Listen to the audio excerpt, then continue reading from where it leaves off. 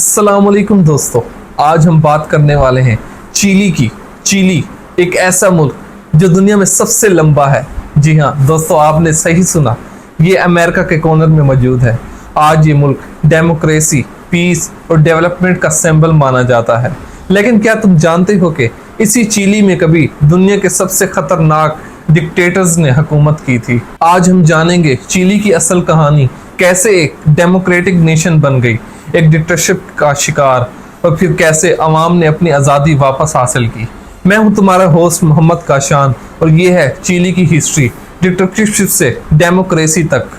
Chilli की history शुरू होती है इंडिजिनस ट्राइब्स से, जैसे मापुचे, जो स्पेनिश इन्वेसियों के दौरान भी अपनी ज़मीन के लिए लड़ते रहे।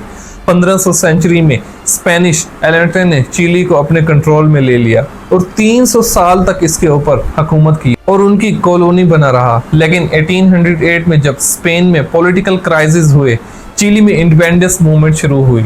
1818 में बर्नार्डो ओ हाइगिंस के लीडरशिप में चिली ने इंडिपेंडेंस हासिल की और ये मूवमेंट चिली की आइडेंटिटी का फाउंडेशन बना।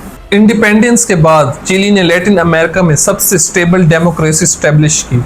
माइनिंग और एग्रीकल्चर ने इकोनॉमी को ग्रो किया और एजुकेशन सिस्टम इनका इम्प्रूव होने लगा। लेकिन 20वीं सेंचुरी के स्टार्ट में इनइक्वालिटी बढ़ने लगी। रिच और पुअर के दरमियान गैप इतना बढ़ गया कि वो सोशलिज्म की तरफ देखने लगे। इसी दौरान एक शख्स सामने आया, साल्वाडोर अलेंडी। 1970 में साल्वाडोर अलेंडी लैटिन अमेरिका के पहले डेमोक्रेटिकली इलेक्टेड सोशलिस्ट प्रेसिडेंट बने। उन्होंने इंडस्ट्रीज नेशनलाइज की, वर्कर्स के राइट बढ़ाए और एजुकेशन और हेल्थ केयर फ्री करने की पॉलिटिक्स बनाई।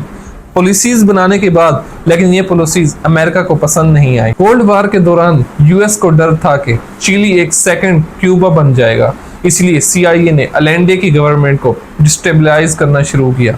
मीडिया मैनिपुलेशन और इकोनॉमिक सैंक्शंस के जरिए चिली में फूड शॉर्टेज बढ़ाई, प्रोटेस्ट और पॉलिटिकल क्राइसिस बढ़ने लगे हर तरफ। और ये रात थी 11 सितंबर 1973 की, वही दिन जब चिली की हिस्ट्री बदल गई। आर्मी ने अलेंडे की गवर्नमेंट को गिराने लगी, मिलिट्री कोप लॉन्च किए और उस कोप को लीड कर रहा था जनरल ऑगस्टो पिनोचेट। प्रेसिडेंशियल पैलेसेस पर बॉम्बिंग हुई, अलेंडर ने फाइट करते हुए अपनी जान दे दी और उस दिन से चिली में डेमोक्रेसी खत्म हो गई। पिनोचेट ने मार्शल लॉ लगाया, पॉलिटिकल पार्टीज बंद कर गई और थाउजेंड्स लोगों को और टॉर्चर कैंप्स में भेज दिया गया। कहा जाता है कि उसके रूल में 30,000 से ज्यादा लोगों को टॉर्चर और 3,000 से ज्यादा को मार दिया गया। पिनोचेट ने अपनी डिक्टेटरशिप को इकोनॉमिक मिरेकल के लेबल में छुपाने की कोशिश की। उसने US ट्रेंड इकोनॉमिस्ट, जिनको चिकागो बॉयज कहा जाता था, उनके जरिए इकोनॉमी प्राइवेटाइज की। एजुकेशन, हेल्थ केयर और इंडस्ट्रीज प्राइवेट हो गई। रिच लोग और रिच होने लगे और गरीब तर होने लगे। चिली की GDP बढ़ी, लेकिन इनइक्वालिटी और अनएम्प्लॉयमेंट भी स्काई रॉकेट कर गई। ये था चिलीनियन मॉडल, एक एग्जाम्पल के नाम पर एक एक्सपेरिमेंट जिसमें अवाम गियोनी पिग्स बन गए। 1980 सेंचुरी में चिली के लोग डिक्टेटरशिप के खिलाफ उठ खड़े हुए। स्टूडेंट मूवमेंट्स, वुमेन प्रोटेस्ट और ह्यूमन राइट्स ग्रुप्स ने आवाज उठाई। 1988 में पिनोचेट ने अपने रूल को लीगल बनाने के लिए रेफरेंडम करवाया, लेकिन अवाम ने नो वोट दिया और पिनोचेट को पावर छोड़नी पड़ी। ये मूवमेंट चिली के लिए एक नई शुरुआत थी। लोगों ने दिखाया कि डेमोक्रेसी टूटना आसान है, लेकिन जब अवाम यूनाइटेड होती है तो डिक्टेटर भी हिल जाता है। आज चिली की एक स्टेबल डेमोक्रेसी है और साउथ अमेरिका की स्ट्रॉन्गेस्ट इकोनॉमी माना जाता है।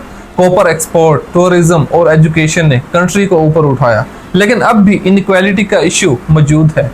2019 में लोगों ने फिर से प्रोटेस्ट किया, इस दफा बेटर कॉन्स्टिट्यूशन और सोशल जस्टिस के लिए।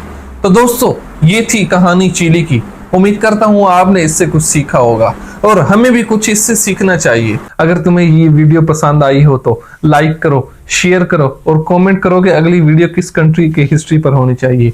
और हमारे चैनल को सब्सक्राइब करना मत भूलें और बेल आइकन के बटन को भी लाजमी प्रेस करें, ताकि हर आने वाली हमारी नई वीडियो आप तक जल्द से जल्द पहुंच सके। शुक्रिया दोस्तों, अल्लाह हाफिज। मिलते हैं नेक्स्ट वीडियो में, अपना ख्याल रखिएगा।